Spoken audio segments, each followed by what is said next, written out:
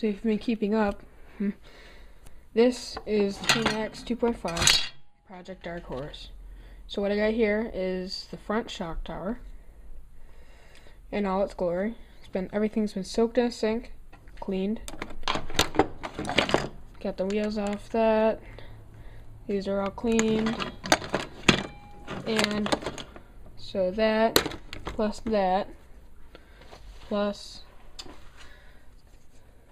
bulkheads equals this. This is the rear. So, as you can see, I was talking about it, the bulkheads are cracked and everything.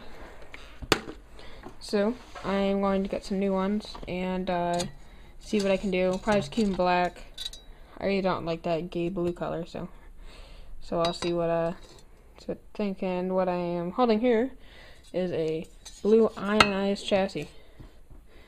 And I've cleaned this off with some RC cleaner, and I'm going to shoot it with my secret paint color. See how it turns out.